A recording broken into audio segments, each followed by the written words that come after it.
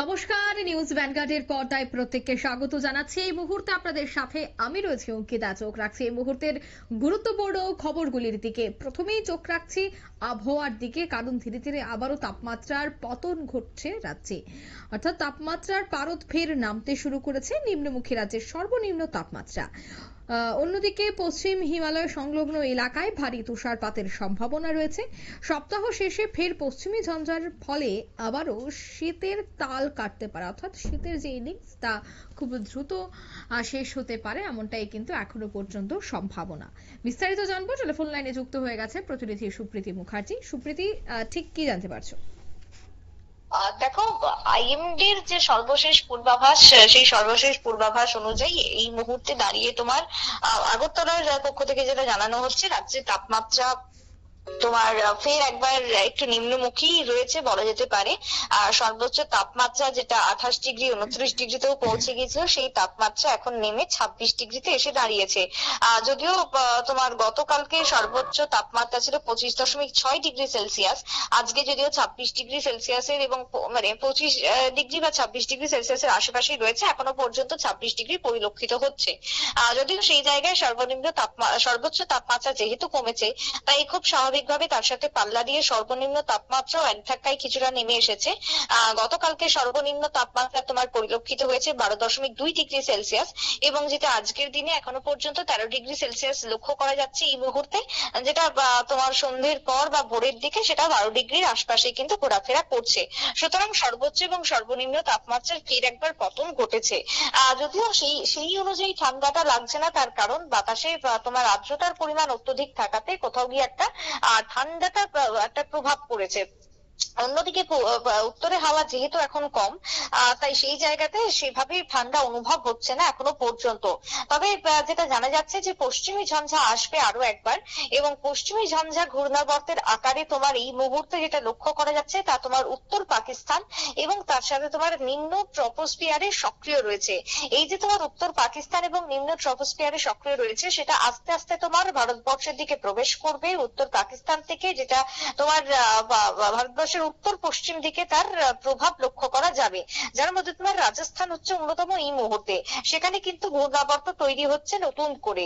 আরেকটি যেটা western disturbance রয়েছে সক্রিয়, সেটা তোমার সক্রিয় হবে সমুদ্র পৃষ্ঠ থেকে প্রায় 5.8 কিলোমিটারের উপরে। এই যে ওয়েস্টার্ন ডিস্টারবেন্স, এর কারণে তোমার আবার একাধিক সিস্টেমের পরিবর্তন ঘটবে। অন্যদিকে তোমার পশ্চিম হিমালয় যদি বলি, সেই পশ্চিম হিমালয় অঞ্চলে গতকাল থেকে আগামীকাল পর্যন্ত 3 দিন ব্যাপী ভারী বৃষ্টিপাত অথবা ভারী তুষারপাতের ইঙ্গিত কিন্তু এই মুহূর্তে দিচ্ছে আইএমডি। অর্থাৎ সেক্ষেত্রে হিমালয় সংলগ্ন যে রাজ্যগুলো অঞ্চলগুলো রয়েছে, সেক্ষেত্রে গতকাল থেকে আজ এবং আগামীকাল বৃহস্পতিবার পর্যন্ত তুষারপাত হতে পারে একাধিক জেলায়, আবার কোনো কোনো ক্ষেত্রে বৃষ্টিপাতও হতে পারে, ছিটেফোঁটা বৃষ্টি দেখা দিতে পারে, বজ্রবিদ্যুৎ সহ শিলাবৃষ্টিও হতে পারে বেশ কিছু রাজ্যে, এমনটাই কিন্তু জানাচ্ছে।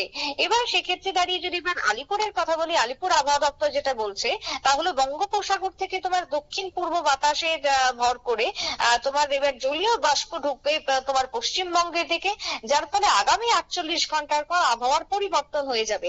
পশ্চিমবঙ্গের দক্ষিণবঙ্গ এবং তার সাথে উত্তরবঙ্গে আবহাওয়ার পরিবর্তন হবে।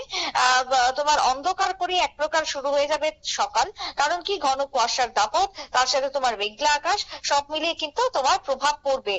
এই যে কুয়াশার ঘনঘটা, যার ফলে উত্তরে হাওয়ার প্রভাব কমে যাবে, পূবালি হাওয়ার দাপট বেড়ে যাবে।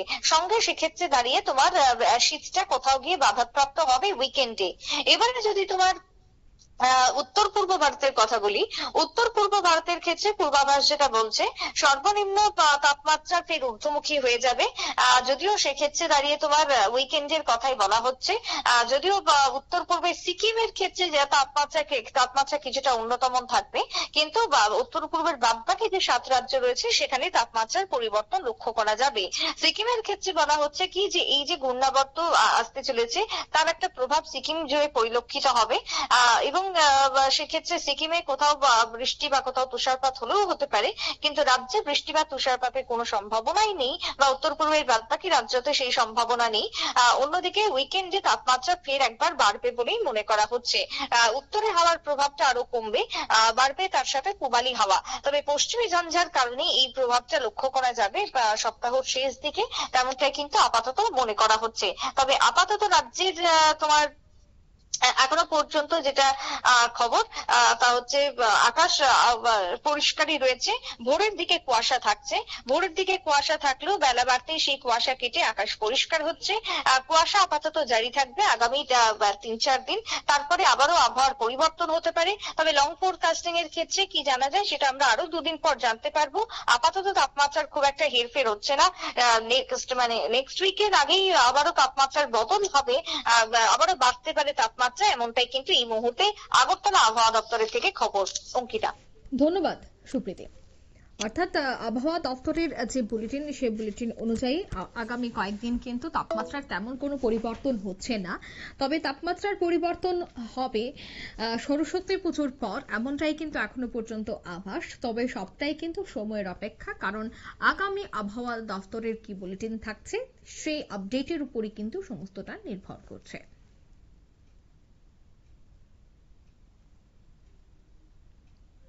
নিয়ে নিচে ছোট্ট একটি বিজ্ঞাপন বিরতি, সঙ্গে থাকুন।